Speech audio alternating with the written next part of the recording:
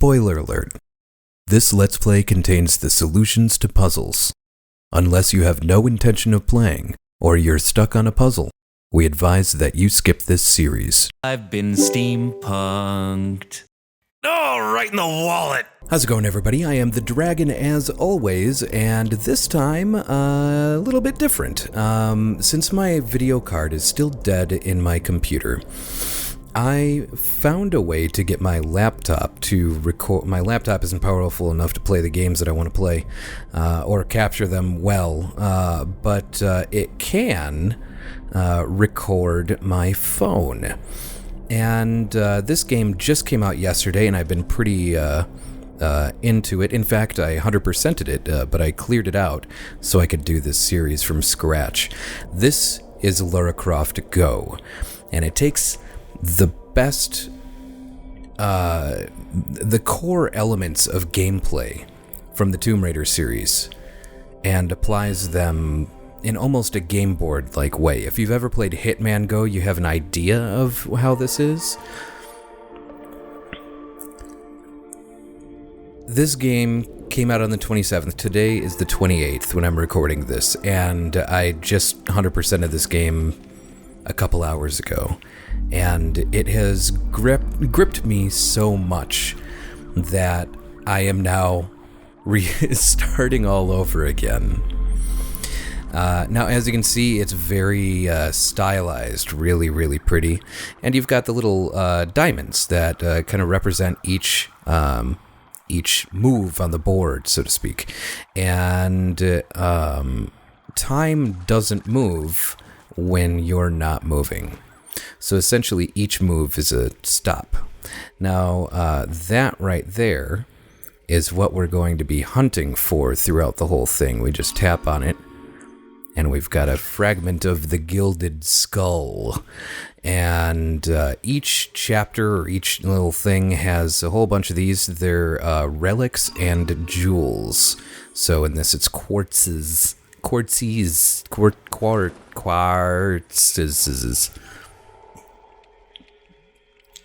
And that total number is across all of these. So there's another one. Especially in these early levels, you'll find them almost immediately on the first screen pretty easily. So there, we'd showing us how levers work, and we just bring up a bridge there. Now we can cross here. So here we've got some other levers. This is going to switch the bridge. So we can cross over to this other lever, pull that one, and bring up the bridge on the other side. Then we can switch this one back. And then hop right over and get to this other switch. Oh, and hey, we should probably crack that pot, huh? And pull that switch as well. And now we've got a bridge across. We're not missing it. Oh, what's that? Oh. Spooky. So yeah, the gameplay... Oh, there's another pot. That was in the top left, and here's one on the right. So we only need 2 more of the quartzes. Now this introduces the mechanic of cracked ground to us. We cannot cross that twice. We can only cross that once.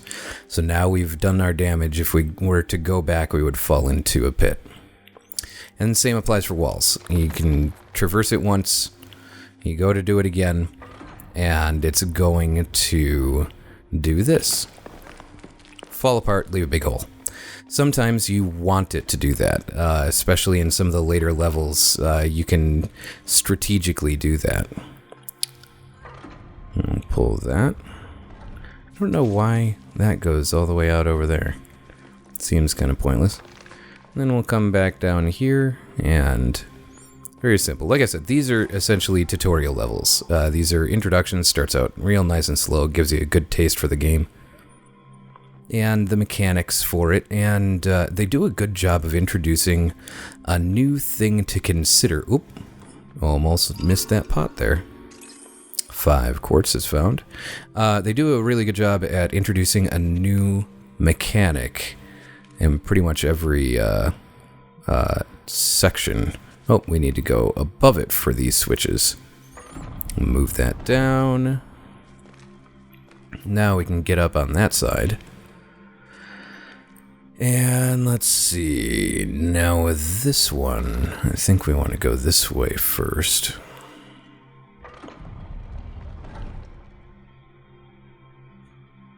Oh, maybe not. I feel like I did that wrong. Yep, I did that wrong. And we're gonna die. Nice, quick, and easy way to start over.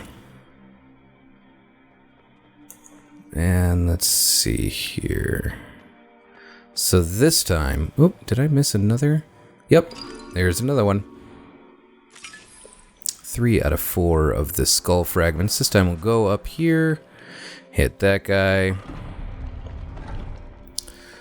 and come back down. This time we'll do the top one first.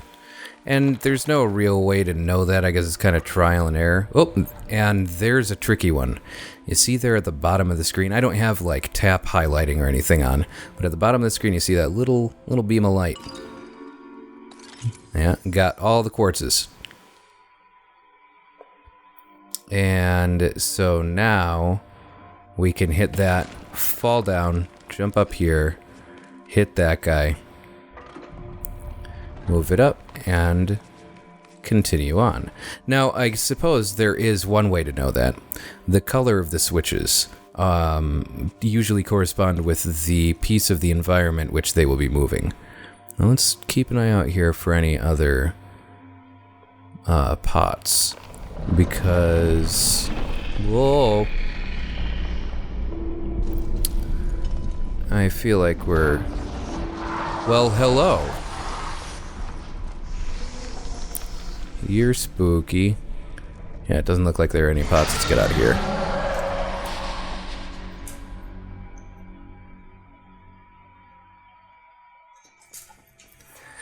And onward and upwards, I suppose. It looks like I may have missed a pot unless there's one in here. Because we got all the quartzes. We need, what I think, one more for the mask, or for the skull.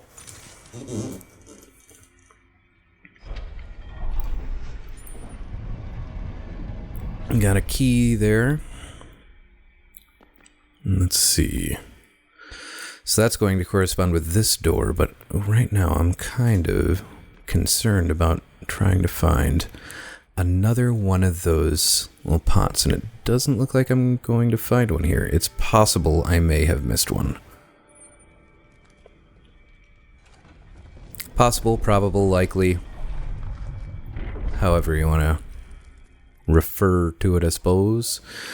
Yeah, because I don't see anything here.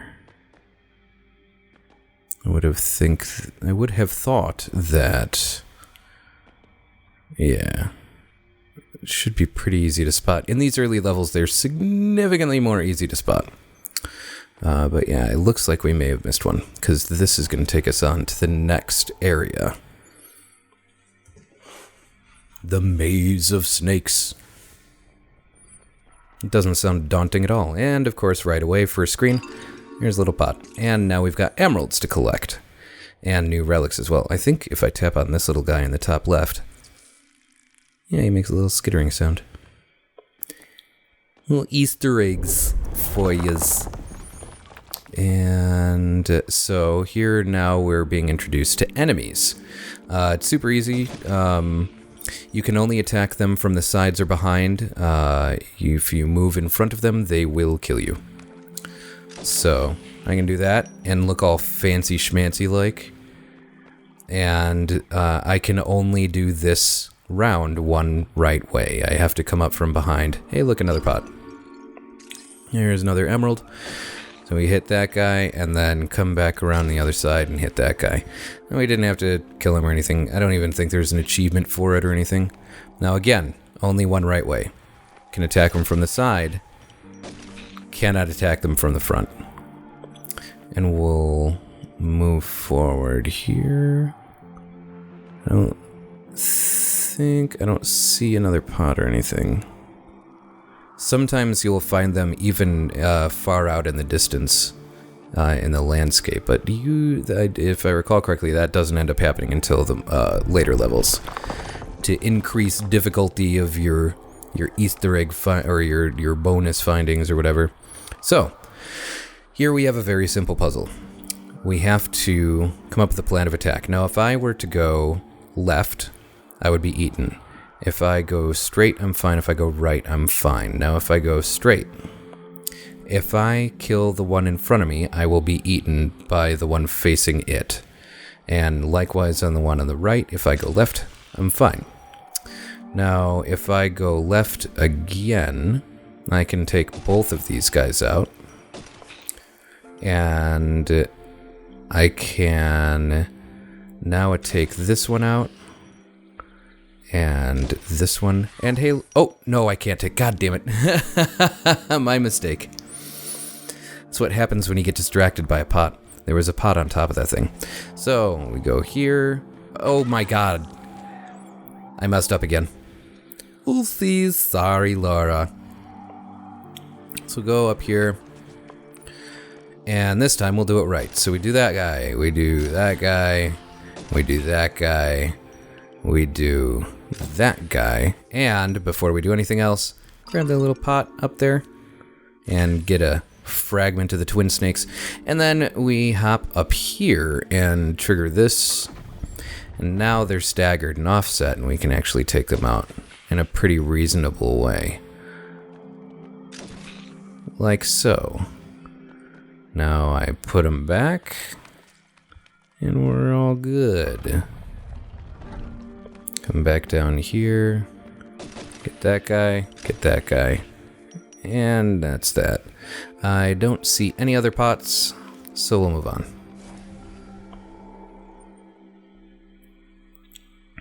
And on to level 2. Snake Pit. Hey, a pot right away. You'll see, like I was saying before, early on in these early levels, you'll almost always find a pot pretty clearly on the first section of a level.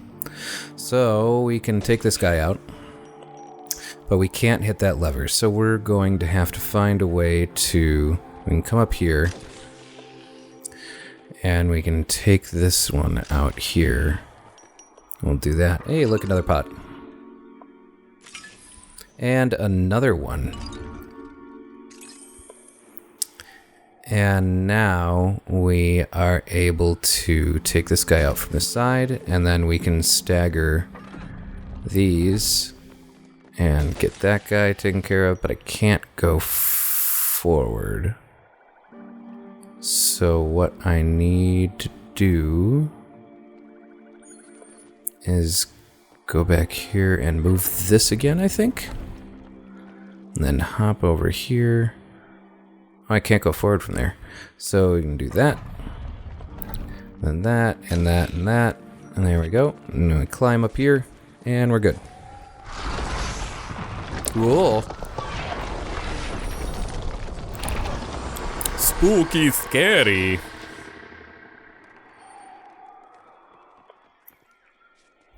And let's see. So now we're being introduced to blades. That pot was in the top right corner. With blades, so you see how time works. When you're not moving, nothing else is moving. So it's all on turns. So we want to go up here, let that do its thing. And we can't jump down right now because it will be in the spot where we would be landing if we did that. So we can just hop up and down and up and down, and we're good. Move on to the next here. Now with this, going to want to go this way, and we can kill him by bringing this blade over. And let it pass. I didn't miss any other pots, did I? I don't think so. There might be one right there. Nope. And we're good to move on. To number 4.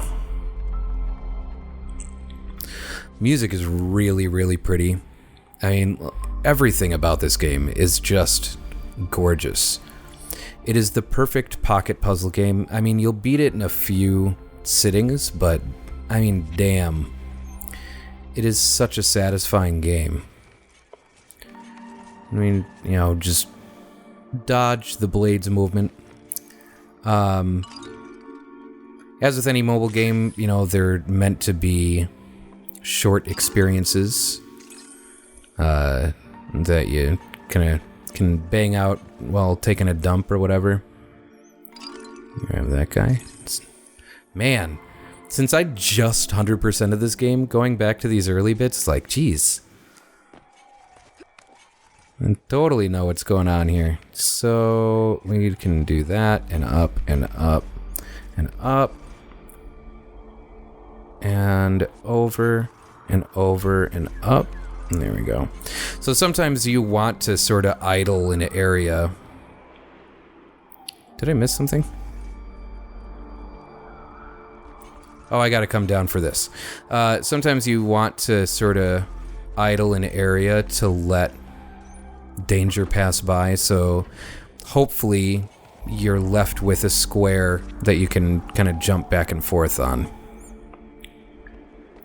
Very fancy schmancy, Miss Croft there. And does not look like I'm missing any pots. There we go. We'll bring up a section of that bridge. And then she just drops into something, presumably, hopefully not to her death. And there's 2 pots right away on there. And 1 there. And let's see here. So this one is going to get a little bit trickier. Let that pass and then hop up here so we can get to the... So now that blade is stuck there. And it will go nowhere. We can hop over here to this, and this will make it move again, I believe. Yeah, it just puts it back down. I don't know if I wanted to do that or not. I think I'm good with that. Yeah, because it's going the other way. I can move down here. Let that one... Uh-oh, yeah.